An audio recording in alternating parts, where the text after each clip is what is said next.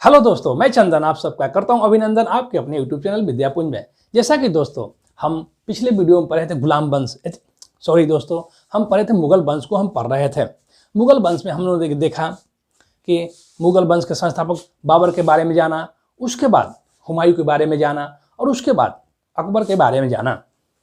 अकबर और जहांगीर के बारे में पढ़ चुके हैं। अब हम शाहजहां के बारे में जानते हैं और शाहजहां के बारे में रिवीजन करते हैं। तो आइए हम देखते हैं शाहजहां जो कि जहांगीर के मरने के बाद उनका पुत्र शाहजहां 1627 ईस्वी में बादशाह बनता है, जो कि 1627 ईस्वी से 1657 ईस्वी तक बादशाह होता है। इसके बचपन का नाम खुर्रम होता है।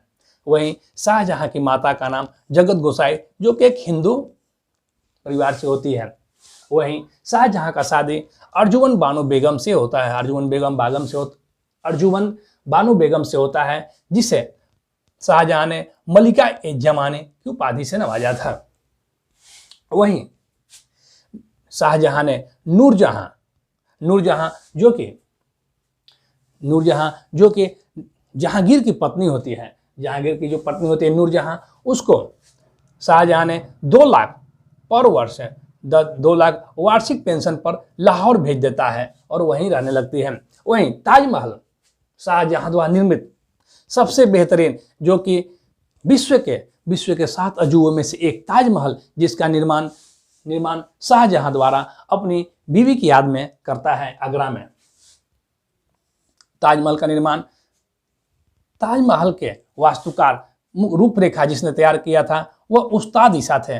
दोस्तों हमेशा क्वेश्चन पूछता है कि ताजमहल के रूपरेखा का तैयार करने वाले कौन थे, तो उस्ताद ईसा थे। वहीं उस्ताद अहमद लाहौरी, जो कि उसके बनाने का मुख्य इंजीनियर थे, यानी कि बनाने वाले जो मुख्य इंजीनियर थे या मुख्य मिस्त्री थे।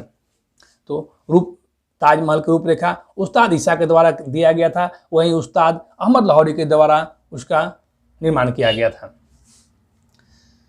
शाहजहां द्वारा मयूर सिंहासन, जिसे तख्ते तायूस भी कहा जाता है, मयूर सिंहासन को बेबदल खान ने बनाया था, जिसके पीछे में पितरादुरा यानी कि जुराव का काम किया हुआ रहता था, जिसमें बीच में पितरादुरा का काम किया होता था, उसको जिसपे आर्फियस है, यूनान के देवता आर्फियस को बीना बजाते हुए दिखाया गया है। आप लोग दोस्तों हमने पिछले पहले पढ़ाया था, उत्तरवर्ती मुगल में हमने पढ़ाया था, वीडियो डाला था कि मयूर सिंहासन पे हमेशा क्वेश्चन पूछता है कि मयूर सिंहासन पे बैठने वाला सबसे लास्ट मुगल शासक कौन होता है, तो वह मोहम्मद शाह होता है, जिसे रंगीला बादशाह के नाम से भी जाना जाता है। जब नादिर शाह दिल्ली पर चढ़ाई करता है, उस समय वह अपने साथ है मयूर सिंहासन और कोहिनूर हीरा ले जाता है। तो हम देखते हैं मयूर सिंहासन पर सबसे लास्ट में बैठने वाला मोहम्मद साहब था। वहीं शाहजहां के शासनकाल को स्थापत्य कला का स्वर्ण युग के नाम से जाना जाता है। उसने दीवाने आम, दीवाने खास, वहीं जामा मस्जिद जो कि जामा मस्जिद दिल्ली में है, जामा मस्जिद दिल्ली का निर्माण करता है। वहीं एक जामा मस्जिद जो कि आगरा में भी है, जिसका निर्माण शाहजहां की पुत्री द्वारा किया जाता है।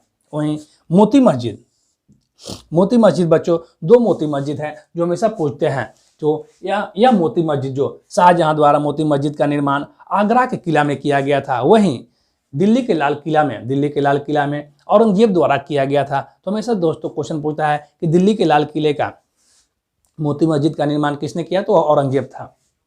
वहीं शीश महल जो कि आगरा और लाहौर के किला में था। वहीं दिल्ली का लाल किला भी शाहजहां के द्वारा बनाया गया था। वहीं हम देखते हैं शाहजहां के बड़े पुत्र दारा शिकोह, जो कि बहुत ही पढ़ा लिखा और ज्ञानी पुरुष था। वह भागवत गीता, उपनिषद, रामायण, इन सब बुकों को या और भी बहुत से बुकों को फारसी में उसका अनुवाद किया था, जिसे दारा शिकोह को शाह बुलंद इकबाल के नाम से भी जाना जाता है। वहीं हुमायूं के मकबरे को हुमायूं के मकबरे को ताजमहल का पूर्ववर्ती माना जाता है, यानी कि ताजमहल के पूर्ववर्ती, यानी कि हुमायूं का मकबरा को ताजमहल का पूर्ववर्ती माना जाता है। आप जानते होंगे दोस्तों कि हुमायूं के मकबरा को हुमायूं के मकबरे का निर्माण अकबर द्वारा किया गया था।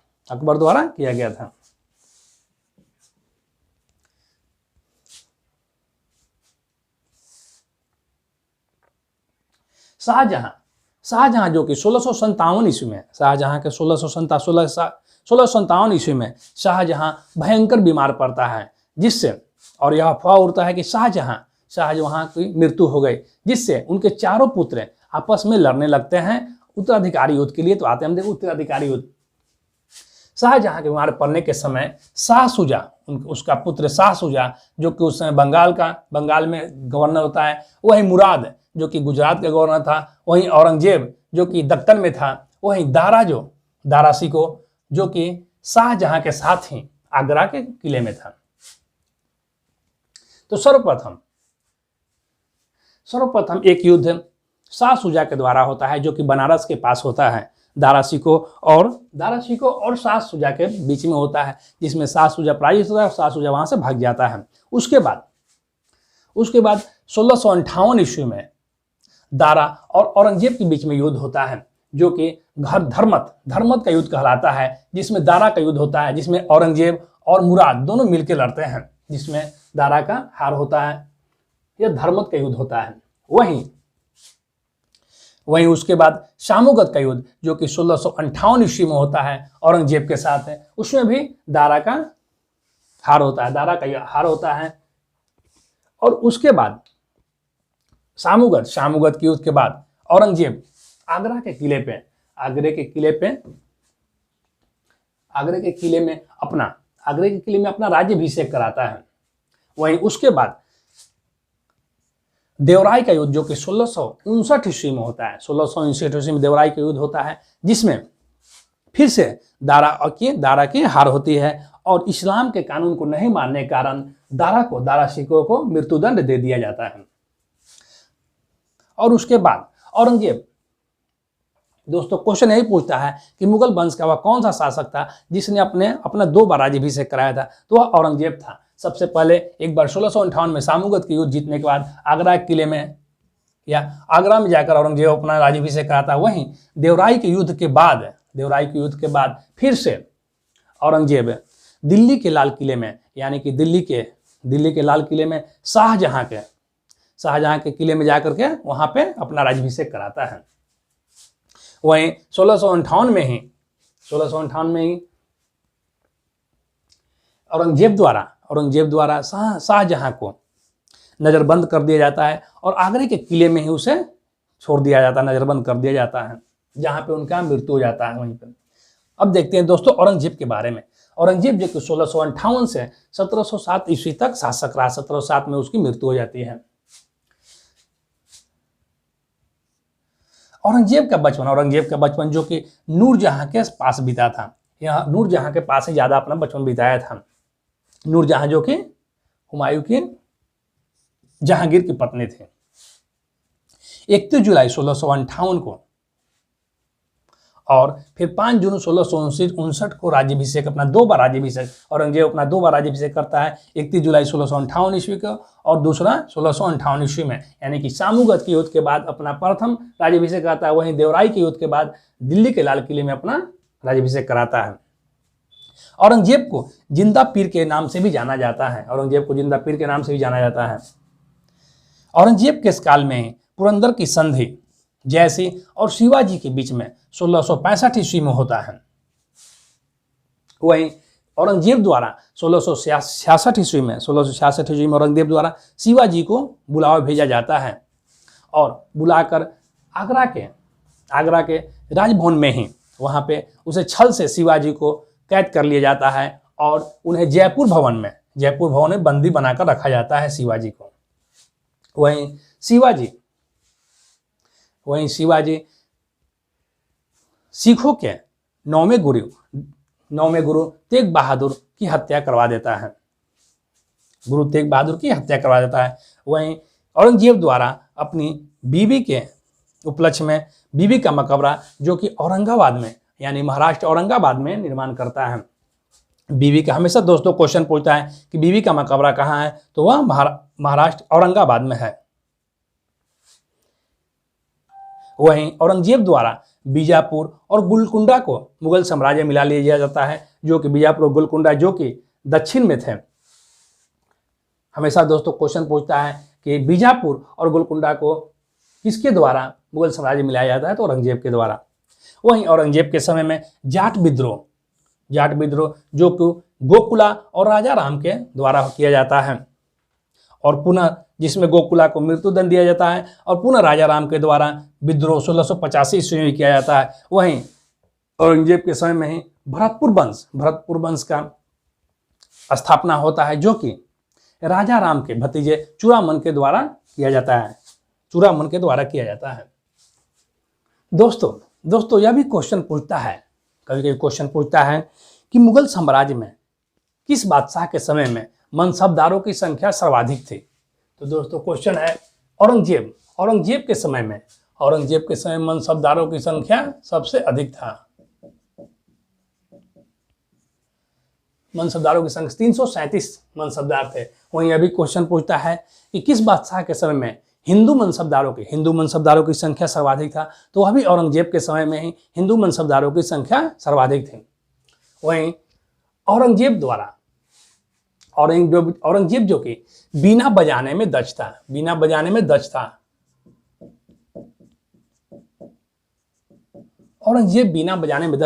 वहीं औरंगजेब अपने शासनकाल में जितने भी पारसी त्यौहार पहले चलाए जा रहे थे, नौरोज हो या फिर होली, दिवाली, तुलादान या जो भी पहले से मनाए जाने वाले त्यौहार थे, उन लोगों को उसने मना कर दिया कि आप लोग इसे सार्वजनिक रूप से ना मनाएं, बल्कि आपको मनाना है तो आप अपने खुद घर में मनाएं। सार्वजनिक रूप से मनाने पे पाबंदी कर दिया।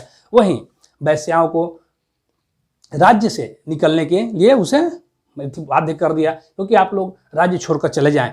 या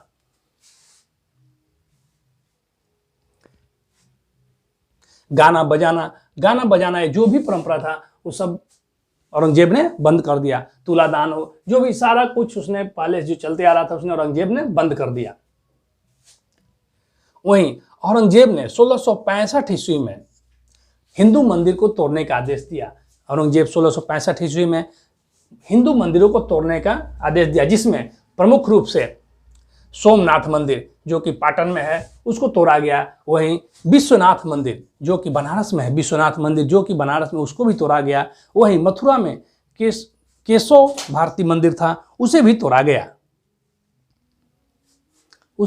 दिया गया। दोस्तों कभी कोई क्वेश्चन यह भी पूछता था कि किस बादशाह के समय में प्रांतों की संख्या सर्वाधिक थी, तो अभी औरंगजेब के समय में प्रांतों की संख्या सर्वाधिक था।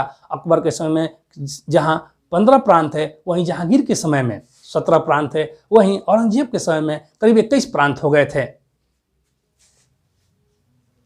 अब देखते हैं मुगल शासन व्यवस्था में हमें देखते हैं कि शाहजहां द्वारा आना सिक्का जो कि 16 आना का एक रुपया होता था। आप लोग देखेंगे आना सिक्का शाहजहां के द्वारा चलाया गया था। वहीं सबसे बड़ा सिक्का मुगल साम्राज्य में सबसे बड़ा सिक्का जो संसब कहलाता था वह सोना का होता था। वहीं सर्वाधिक प्रचलित सिक्का इलाही होता था। वहीं मुगल शासन व्यवस्था का आधार चांदी का सिक्का हुआ करता था। वहीं दाम चांदी का सिक्का और दाम जो कि तांबे का होता था। 1 रुपया में 40 दाम काला होते थे। जहांगीर के समय में 2 अस्पा और सिंह अस्पा चलाया गया था। सर्वप्रथम महावत खां को यह उपाधि दिया गया था। वहीं अकबर के समय में मनसबदारी प्रथा चलाया गया था।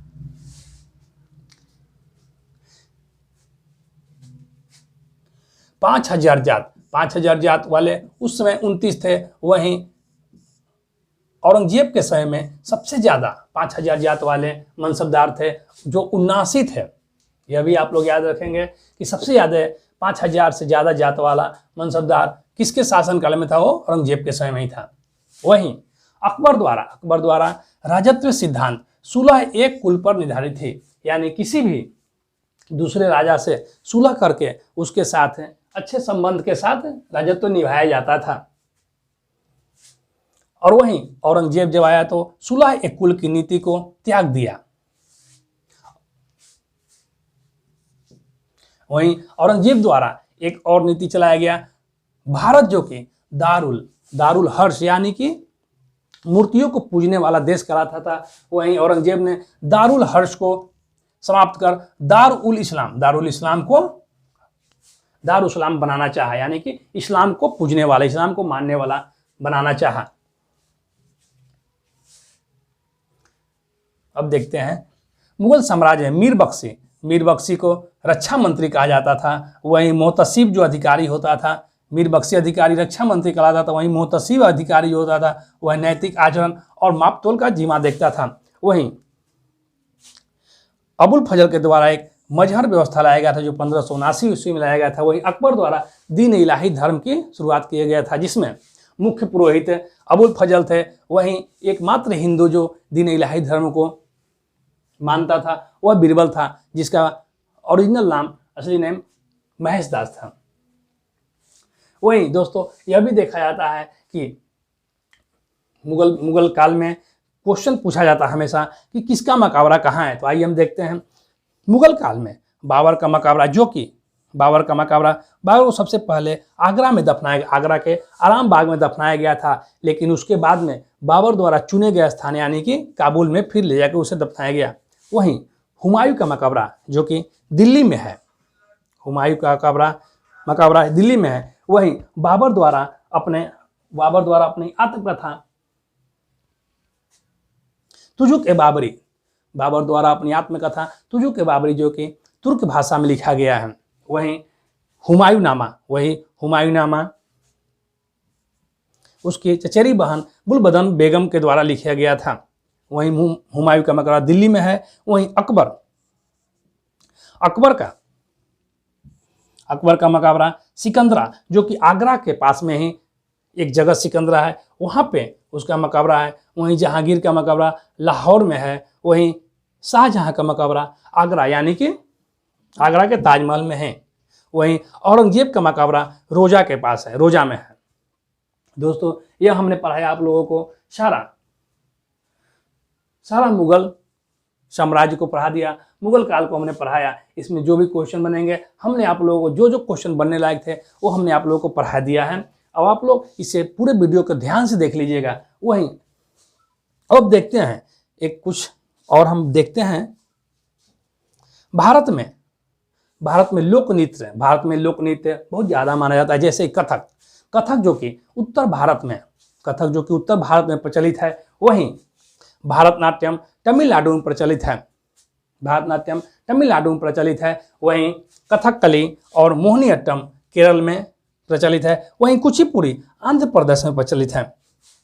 अब देखते हैं एक और दोस्तों क्वेश्चन पूछता है कि दक्षिण की सर्वाधिक प्राचीन भाषा कौन सी है? तो दक्षिण की सर्वाधिक प्राचीन भाषा तमिल भाषा है। वहीं तमिल भाषा को सर्वप्राचीन भाषा मानते हैं। वहीं कन्नड़ भाषा जो कि 9वीं सदी से शुरू हुआ था। वहीं मलयालम भाषा 12वीं सदी के आसपास शुरू हुआ। वहीं तेलुगु भाषा 17वीं सदी में शुरू हुआ, यानी कि सर्वप्राचीन भाषा तमिल भाषा है। उसके बाद कन्नड़ भाषा जो 9वीं सदी में उसका उत्थान हुआ। वहीं मलयालम भाषा 12वीं सदी में हुआ। वहीं तेलुगु भाषा 17वीं सदी में हुआ। तो दोस्तों हम लोगों ने आज पढ़ा। अब हम अगले वीडियो में आपसे मिलते हैं। और यदि आप लोगों को यह दोस्तों वीडियो अच्छा लगे तो आप हमारे यूट्यूब चैनल विद्यापुंज को आप लोग जरूर लाइक और सब्सक्राइब करें।